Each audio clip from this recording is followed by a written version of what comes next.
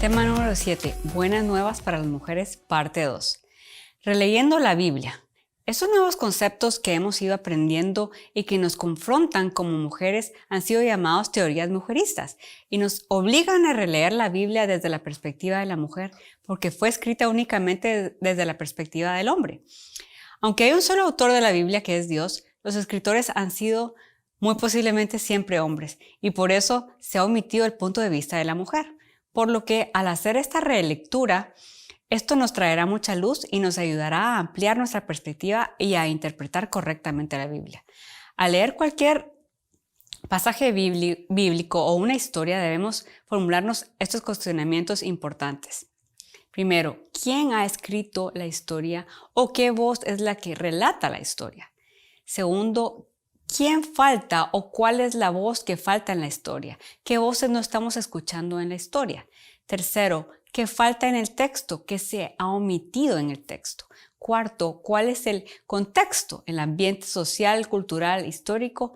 Quinto, precisamos diferenciar el tipo de pasaje que estamos leyendo. Eso es muy importante. Un pasaje descriptivo solo describe alguna situación. Un pasaje normativo consta de normas, órdenes o reglamentos que buscan asegurar la regulación del comportamiento del lector. Y un pasaje instructivo conforma una serie de enseñanzas que pretenden guiar al receptor en la realización de una determinada tarea paso a paso. Y un pasaje atemporal que reflejan principios que son válidos para todos en todas las épocas. Los mandatos de Jesús tienen peso y autoridad sobre todos nosotros. Los mandatos son para todos, son neutrales y distinción de género. Por ejemplo, id y haced discípulos, que está en Mateo 28:19. Toma tu cruz y sígueme, Mateo 16:24. Estos son pasajes normativos, lo cual significa que deben ser obedecidos. Es decir, no todos los pasajes bíblicos que leamos son obligatorios. Unos simplemente son descriptivos y es vital reconocer la diferencia. Imaginémonos a la mujer como personaje central de la historia y tratemos de recontar su relato, con sus sentimientos, su perspectiva, sus retos, etc. Tratemos de ponernos en el lugar de las mujeres, preguntándonos qué pensaban ellas, qué estaban haciendo. Y hazte estas preguntas. ¿Cómo procesas el pasaje? ¿El pasaje te crea inquietud o te crea sospecha? Es decir, ¿te sientes inquieta con lo que lees o bien el pasaje te trae paz? Es muy importante reconocer estas diferencias entre la sospecha y la paz o shalom.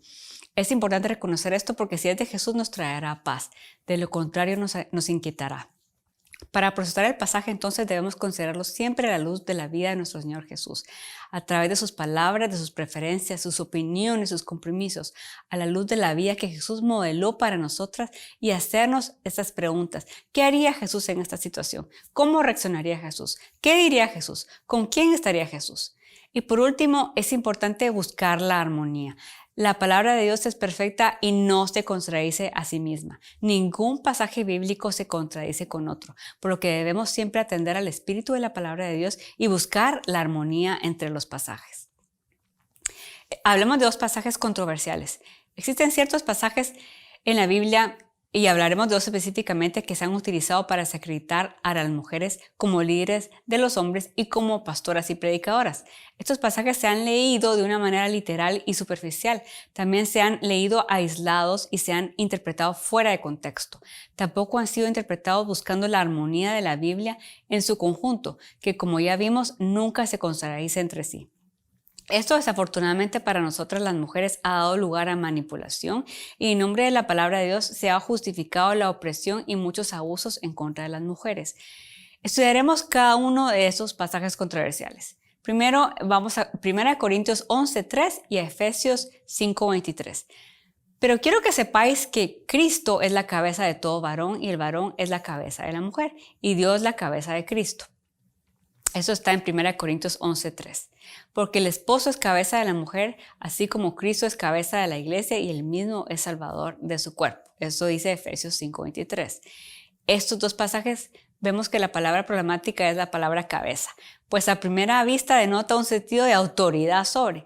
Pero si vamos al idioma original griego en el que fue escrito, el autor de este pasaje, que es Pablo, no utiliza la palabra arcón, que significa autoridad sobre, sino que utiliza la palabra kefale, que significa fuente u origen.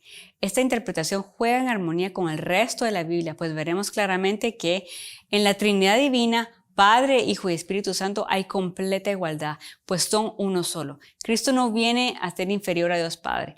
Al interpretar la palabra kefale, fuente u origen, en esos dos versículos, vemos como Dios es fuente u origen de Cristo. No hay ningún nivel de inferioridad y que Cristo es la fuente u origen de la iglesia. De igual manera, podemos afirmar que el varón, Adán, es cabeza de la mujer, no como autoridad sobre, sino como fuente de vida o dador de vida de la mujer, Eva. Segunda, 1 Corintios 14, versículos 34-35. Dice, vuestras mujeres callen en las congregaciones porque no les es permitido hablar, sino que estén sujetas como también la ley lo dice. Y si quieren aprender algo, pregunten en su casa a sus maridos porque es indecoroso que una mujer hable en la congregación. Estas son palabras de Pablo. Si leemos todos los libros que el apóstol de Pablo ha escrito, veremos que él siempre alentó el liderazgo de la mujer. Si comparamos este versículo a la luz del resto de sus escritos, Pablo no solo reconocía, sino que aprobaba que las mujeres profetizaran y oraran en voz alta en la iglesia. Si él alentaba a esto, entonces, ¿cómo iba a decir que los esposos silenciaran a sus mujeres? Este pasaje no viene a ser una contradicción a ello. Aquí es necesario estudiar el contexto en el que se dijo esto. Y de acuerdo con el contexto histórico del pasaje, en las reuniones congregacionales iniciales, las mujeres aprovechaban la oportunidad para platicar y socializar, como lo hacemos las mujeres en general. Y esto traía confusión e interrupciones en las reuniones de las iglesias. Entonces, refiriéndose a ese momento, Pablo dice esto.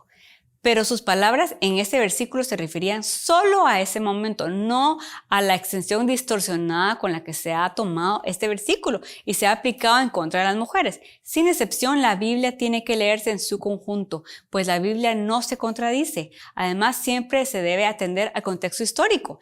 Lo que sabemos de las mujeres en el siglo I es que nunca se les daba la oportunidad de liderar. Carecían de educación y tenían poca o ninguna experiencia hablando en reuniones públicas, pero en la iglesia inicial encontraron la libertad que no habían tenido antes.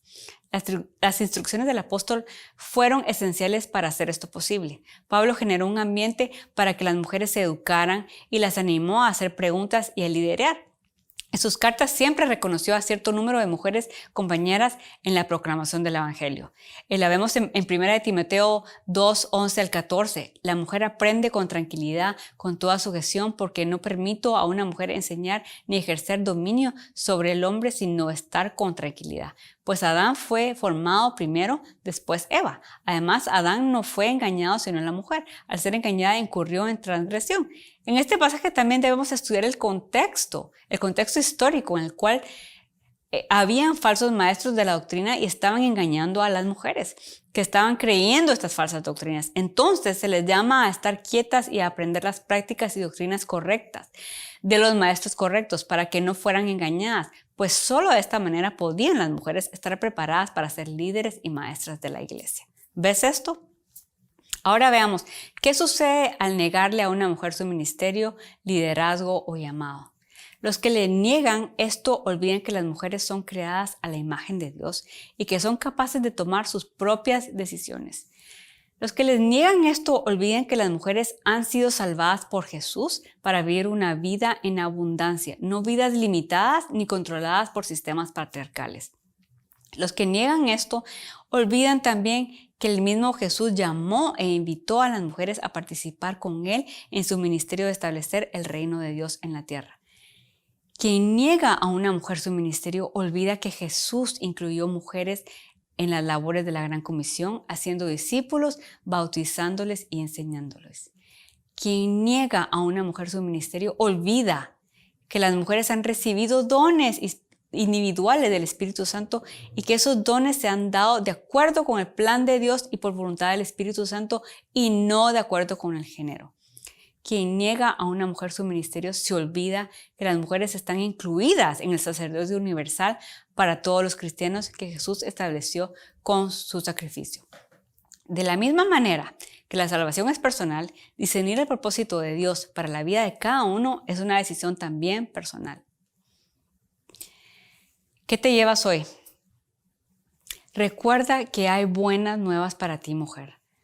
Así como Dios llamó a las mujeres en su ministerio y siguieron el llamado divino, ahora te llama a ti por nombre, para un ministerio, para un liderazgo, para evangelizar y expandir el reino.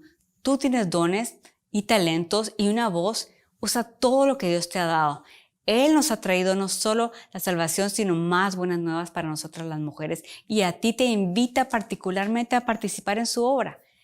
¿Cuál es ese llamado a seguir y esa decisión a tomar? Reflexiona cuál es ese llamado personal que Dios te ha dado. Y ora a Dios para que quite los impedimentos, obstáculos, manipulaciones y puedas cumplir ese llamado. Levántate, mujer, que tú puedes.